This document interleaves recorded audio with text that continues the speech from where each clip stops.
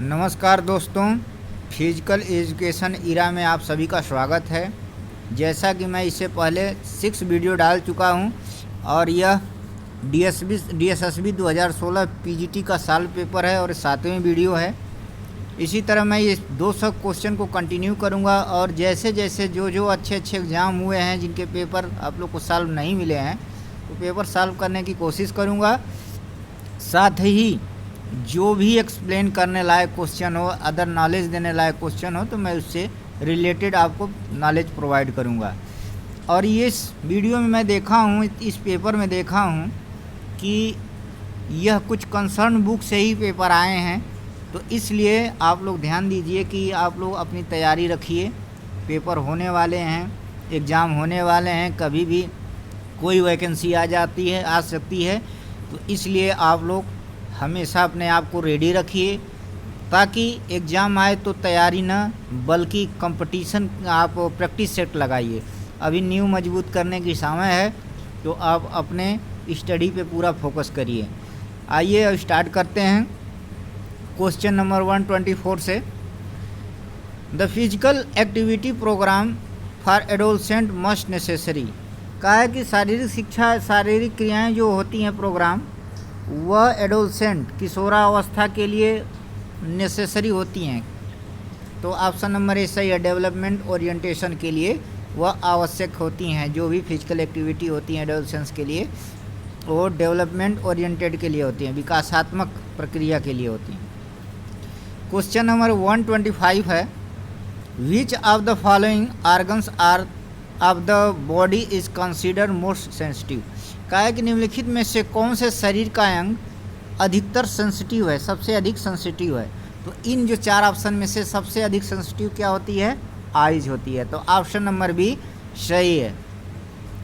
Question number 126 है, हमें जहां लगेगा कि आप लोग को समझाना है, उस क्वेश्चन के बारे में नॉलेज देना है, तो आप लोग को बताऊंगा और स्ट्रेट फॉरवर्ड क्वेश्चन को सॉल्व करते चलूँगा।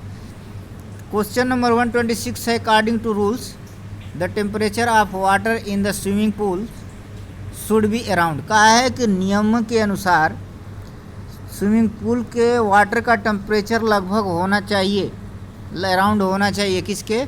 26 degree centigrade, 27 degree centigrade, 28 degree centigrade, 29। तो अराउंड की बात किया है कि 28 डिग्री सेंटीग्रेड होना चाहिए। ऑप्शन नंबर सी सही है। क्वेश्चन नंबर 27 है, 127, विच of the following is called the blueprint of procedure in experimental research. कहा है कि निम्नलिखित में से किसे एक्सपेरिमेंटल रिसर्च में ब्लूप्रिंट कहते हैं। ब्लूप्रिंट का मतलब होता है कि जब हम कोई कार्य करने जाते हैं उससे पहले जो स्ट्रक्चर एक रफली तैयार करते हैं कि हमें किस प्रकार कार्य करना है, उसी को ब्लूप्रिंट कहते हैं। एक खाका तैयार करते हैं, स्ट्रक्चर तैयार करते हैं।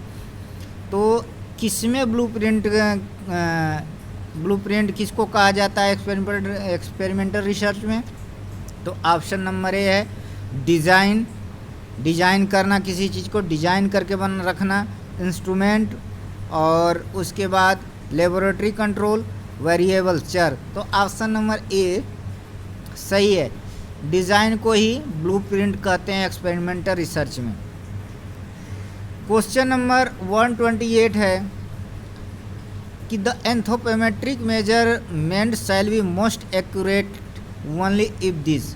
कहा है कि जो एंथ्रोपोमेट्रिक मेजरमेंट होता है वह मोस्ट अधिकतर एक्यूरेट होगा यदि, क्या यदि?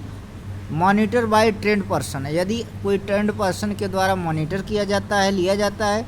Be taken with help of very precise instrument, बहुत प्रिसाइज इंस्ट्रूमेंट के द्वारा जब लिया जाए। और सी रिकॉर्डेड इन प्रॉपर फॉर्म, एक प्रॉपर फॉर्म में रिकॉर्ड किया जाए। और डी इन इमीडिएटली आफ्टर मेजरमेंट। तो इसमें सबसे स्ट्रांगली जो है, साइकोलॉजिकल बेस्ड क्वेश्चन है, सबसे स्ट्रांगली जो है ऑप्शन नंबर ए सही है। मॉनिटर्ड बाय ट्रेंड पर्सन, जो प्रशिक्षित व्यक्ति है उसके द्वारा मॉनिटर किया जाए। और एंथ्रोपोमेट्री की हम आप बता दें तो एंथ्रो का मतलब होता है मानव, एंथ्रो का मतलब मानव और मेट्री का मतलब मेजरमेंट। मेट्री का मतलब मेजरमेंट। तो जब हम मानव के अंगों का मेजरमेंट करते हैं, जैसे उसके थाई का मेजरमेंट, कफ का मेजरमेंट, उसके गर्थ का मेजरमेंट, आर्म का मेजरमेंट, चेस्ट का मेजरमेंट, हाइट का मेजरमेंट, तो उसको बोलते हैं एंथ्रोपोमेट्री। मानव का मेजरमेंट तो उसको बोलते हैं एंथ्रोपोमेट्री। तो ये आपका कभी मैं जब इस पे वीडियो डालूंगा तो अच्छे से एंथ्रोपोमेट्री क्या है, एंथ्रोपोमेट्री क्या है, कैसे कैसे मेजर किया जाता है, सारा डिटेल में एक्सप्लेन करूंगा। क्वेश्चन नंबर 129 है, a lead activity is generally in the form of a. कहा है कि एक लीड एक्टिविटी, एक लीड अप जिसे बोलते हैं, लीड अप गेम बोलते हैं, लीड एक्टिविटी जनरली सामान्य रूप से सामान्यतः किसका फॉर्म होती है? तो ऑप्शन नंबर ए है फंडामेंटल स्किल का, मूलभूत कौशल का, रिक्रेशनल गेम का, मनोरंजनात्मक गेम का, सी मॉडिफाई स्किल या ड्रिल का, मॉडिफाई स्किल ड्रिल हो गया, और डी अनरिलेटेड एक्टिविटी, जो एक्टिविटी से संबंधित ना हो। तो ऑप्शन नंबर इसमें सी सही है। अब बताते हैं कि सी कैसे सही है। सामान्य और स्पेसिफिक लेसन प्लान में 4 पार्ट होते हैं। एक इंट्रोडक्टरी पार्ट होता है, मेन पार्ट होता है, एक रिक्रेशनल या लीडअप एक्टिविटी पार्ट होता है, उसके बाद कंक्लूजिव पार्ट होता है। तो जो रिक्रेशनल या लीडअप एक्टिविटी पार्ट होता है, वो रिक्रेशनल पार्ट जो होता है जनरल लेसन प्लान में होता है, और लीडअप एक्टिविटी जो होती है स्पेसिफिक लेसन प्लान में होती है। तो लीडअप एक्टिविटी जो होती है, जो मेन पार्ट में एक्टिविटी सिखाई जाती है, जो मेन पार्ट में स्किल सिखाई जाती है, टेक्निक सिखाई जाती है, उसी का एक गेम क्रिएट करके, उसी एक गेम बनाकर कोई ऐसी गेम बनाते हैं जिसमें सिर्फ उसी का मॉडिफाइंग स्किल यूज हो, उसी को बोलते हैं लीडअप एक्टिविटी। तो ऑप्शन नंबर सी सही है।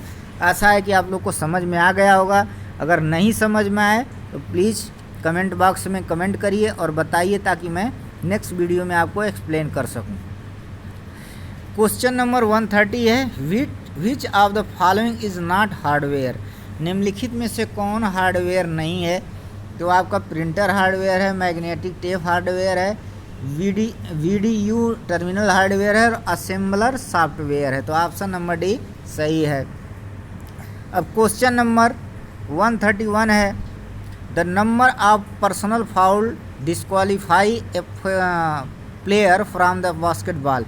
कहा है कि एक बास्केटबॉल प्लेयर कितने फाउल, पर्सनल फाउल करने के बाद डिस्क्वालीफाई हो जाता है? तो इसमें ऑप्शन नंबर डी सही है। 5 फाउल अगर पर्सनल फाउल करता है तो उसे डिस्क्वालीफाई कर दिया जाता है। क्वेश्चन नंबर 132 है, there is no muscles contraction during. कहा है कि किस के दौरान मसल्स कॉन्ट्रैक्शन नहीं होता है? तो मसल्स कॉन्ट्रैक्शन के no movement in muscles, no shortening in muscle, कोई इस मसल में छोटा पन्ना होता है। तो ऑप्शन नंबर ए है आइसोटोनिक वर्कआउट, और बी है बैलिस्टिक एक्सरसाइज, और सी है आइसोमेट्रिक एक्सरसाइज, और डी है आइसोकाइनेटिक बर्स्ट। तो ऑप्शन नंबर सी सही है।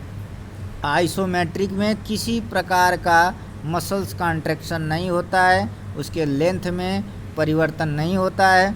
जिस प्रकार आप दीवार को पुश कर रहे होते हैं, किसी चीज़ को होल्ड किए रहते हैं।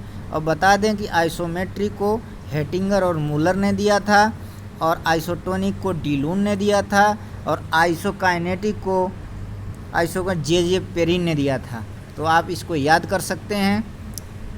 मैं इसीलिए बताया हूँ कि हमको जहाँ लगेगा कि आप लोग को एक्स्ट्रा नॉलेज देना चाहिए, इसलिए मैं एक्स्ट्रा नॉलेज के लिए मैं देता रहता हूँ। और आप तमाम वीडियो देखे होंगे फिजिकल एजुकेशन से संबंधित, जो भी पेपर सॉल्व करते हैं लोग, तो सीधे सीधे बताते चले जाते हैं। सीधे सीधे बताने का कोई अर्थ नहीं निकलता, कोई वे नहीं निकलता। आप वैसे भी पढ़ सकते हैं, बट जब एक हमारा क्वेश्चन देखते हैं तो उससे आपको कई तरह का नॉलेज प्राप्त होता है। इसलिए आप लोग वीडियो को अच्छे से देखिए, अपने दोस्तों में ज़रूर से ज़रूर शेयर करिए, क्योंकि कंपटीशन एग्ज़ाम आने वाले हैं और मैं वादा करता हूं कि जितने मैं वीडियो डाला हूं, अगर आप लोग हमारी वीडियो अच्छे से देखते हैं तो ज़रूर आपके एग्ज़ाम में बहुत ज़्यादा हेल्पफुल होगा। क्वेश्चन नंबर 133 है, which of the following are involve in injury called sprain. निम्नलिखित में से कौन सी इंजरी इन्वॉल्व होती है स्प्रेन में? तो bone injury, tendon injury, ligaments और ब्लड वेसल्स। तो ऑप्शन नंबर सी सही है। स्प्रेन जहाँ होता है वो लिगामेंट में होता है, और लिगामेंट कहते किसे हैं? Attach bone to bone. मान लीजिए दो बोन है तो इसको जो बांध के रखता है उसको बोलते हैं ligament, attach bone to bone, यही हो गया लिगामेंट आपका। उसके बाद टेंडन जो है, टेंडन में जो चोट आती है, इंजरी आती है, उसको बोलते हैं स्ट्रेन। स्ट्रेन का मतलब होता है कि attach bone to muscles, attach bone to muscles. मान लीजिए ये मसल्स है और ये टेंडन है, ये टेंडन है आपका, तो attach bone to muscles. Question number 134 है, what kind of skill does javelin throw involve. कहा है कि निम्नलिखित में से किस प्रकार की स्किल जेवलिंग थ्रो में शामिल होती है? तो जेवलिंग थ्रो में स्किल जो शामिल होती है, ऑप्शन नंबर ए सही है, प्रोजेक्टाइल स्किल। प्रोजेक्टाइल का मतलब होता है प्रोजेक्टिंग स्किल। प्रोजेक्टाइल का मतलब होता है कि जब कोई हम ऑब्जेक्ट को थ्रो करते हैं, मतलब कोई भी ऑब्जेक्ट हो उसको जब थ्रो करते हैं तो उसको बोलते हैं प्रोजेक्टाइल। और इसमें जब जेवलिंग थ्रो किया जाता है तो कुछ इस तरह आगे प्रोजेक्टाइल बनते हुए लैंड करता है। तो ऑप्शन नंबर ए सही है। लिफ्टिंग स्किल, लिफ्टिंग और प्रोपेलिंग, ये जो प्रोपेलिंग स्किल होती है अक्सर वाटर में यूज होती है। Lifting skill weightlifter use करते हैं। क्वेश्चन नंबर 135 है, what is listed next to formal instruction in physical education.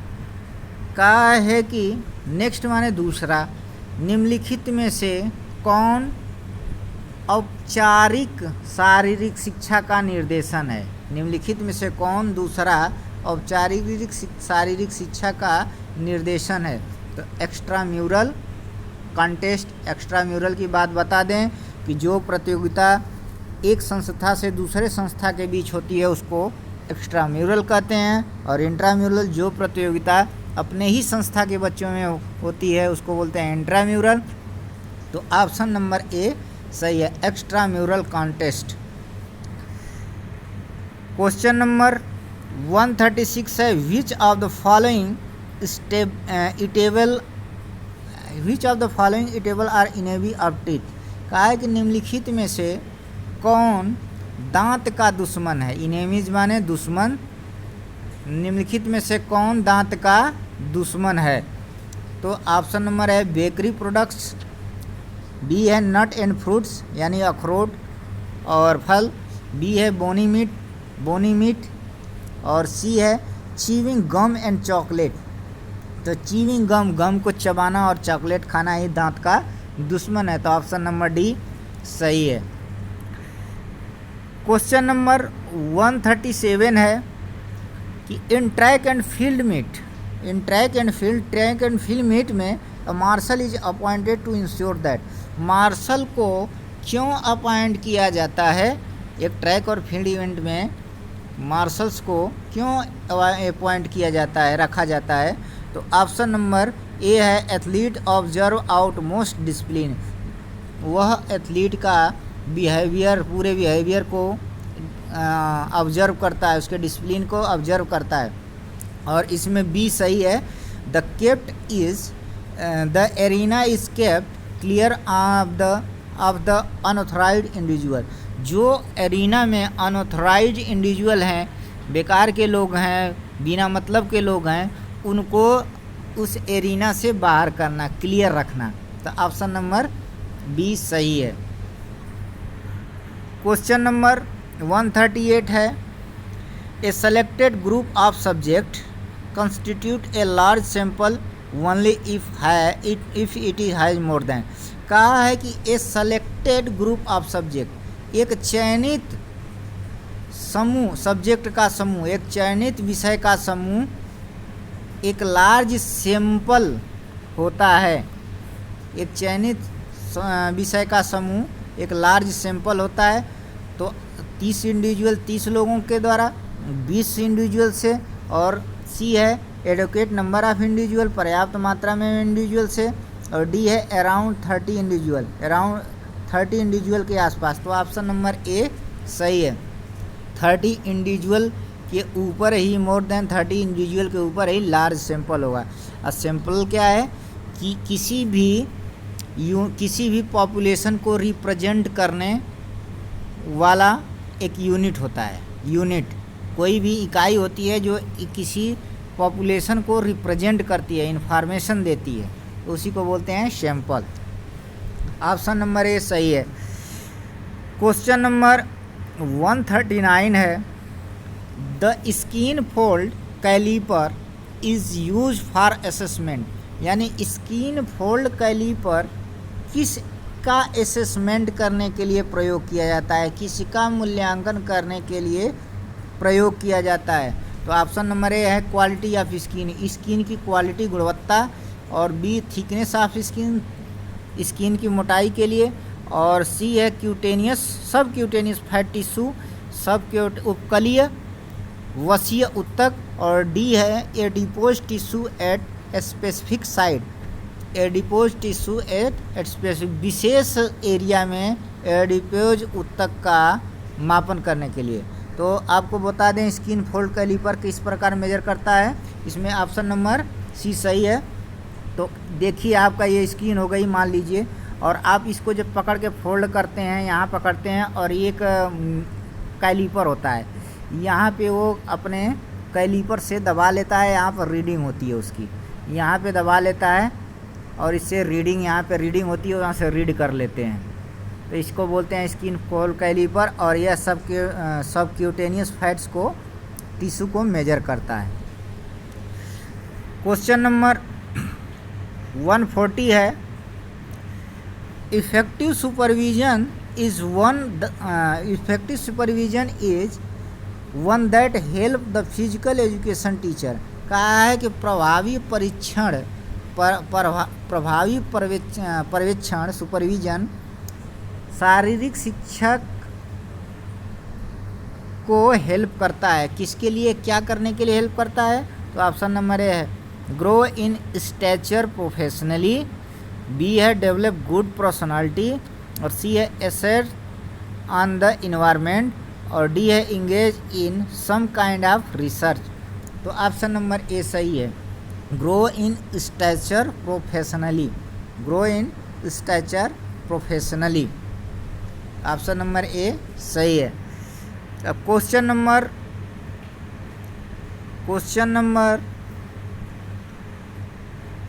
142 है, Tod memorial trophy is associated with, Tod memorial trophy is associated with, Tod memorial trophy किसे से संबंधित है? Basketball से, cricket से, फुटबॉल से, कबड्डी से। तो ऑप्शन नंबर सी सही है, फुटबॉल से संबंधित है।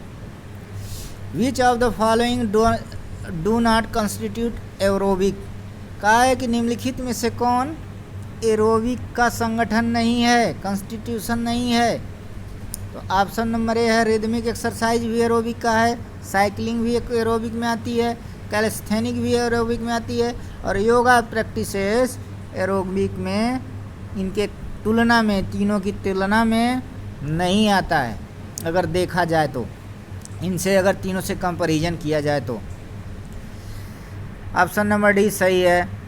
अब क्वेश्चन नंबर 144 है, which of the following sports event power is key considered is a kept to success. तो निम्नलिखित में से कौन सा sports event power in often considered as a key to succeed, यानी सफलता की चाबी कहा गया है? तो ऑप्शन नंबर ए है स्टीपल चेज को, पोल वॉल्ट को, रोड वॉक को, साइकिलिंग को। तो कभी कहीं पोल वाल्ट देता है, कभी कहीं साइकिलिंग देता है, तो इसमें ऑप्शन नंबर बी सही है। Question number 145, what principle is apply in high jumping case. मतलब कहा है कि निम्नलिखित में से कौन सा प्रिंसिपल हाई जंप में अप्लाई होता है। हाई जंप में अप्लाई होता है तो ऑप्शन नंबर ए है यूज एंड डिसयूज। यूज और डिसयूज को बोलते हैं लॉ ऑफ एक्सरसाइज। और बी है ट्रांसफ़र ऑफ मोमेंटम, मोमेंटम का ट्रांसफ़र। सी है एक्शन एंड रिएक्शन, न्यूटन का थर्ड नियम। डी है वर्टिकल प्रोजेक्शन, माने सीधी वर्टिकल, वर्टिकल माने ऊपर की तरफ प्रोजेक्शन। तो ऑप्शन नंबर सी सही है, action and reaction applied in high jump, option number C सही है। और क्वेश्चन नंबर 146 और इस वीडियो का लास्ट क्वेश्चन है। इसी तरह मैं कंटिन्यू करते रहूँगा। आप लोग हमारी वीडियो को अच्छे से देखिए, शांत मन से देखिए, और जब शांत मन से देखेंगे तो आपको मेरा वादा है, मेरी प्रॉमिस है कि ज़रूर आपका नॉलेज इन्हांस होगा। क्योंकि मैं हर वीडियो में जो भी वीडियो डालता हूँ उसमें अच्छे से एक्सप्लेन करता हूँ, ताकि मेरी वीडियो देखते ही आपको और नॉलेज मिले और अपनी सफलता को आप प्राप्त कर सकें। क्योंकि मैं नहीं कह सकता कि आपको हर लोग को एक लोग से सजेस्ट नहीं दे सकता, इसलिए वीडियो के माध्यम से आप लोग से रिक्वेस्ट करता हूं कि दिन पे दिन पैटर्न चेंज होते जा रहे हैं एग्ज़ाम के, इसलिए अपने बेसिक्स और ऐसी बेसिक्स मौजूद करिए ताकि उस पर आप अच्छे से स्टैंड कर सकें। और वैकेंसियाँ जब ही न तब आने वाली है और जब भी आ सकती है, इसलिए अपने आप को हमेशा भी प्रिपेयर रहिए। क्वेश्चन नंबर 146 है, to which level of education और intramural competition is very relevant. कहा है कि शिक्षा के किस स्तर पर इंट्राम्यूरल कंपटीशन बहुत महत्वपूर्ण होता है। तो स्किल लेवल पे, कॉलेज लेवल पे और यूनिवर्सिटी लेवल पे।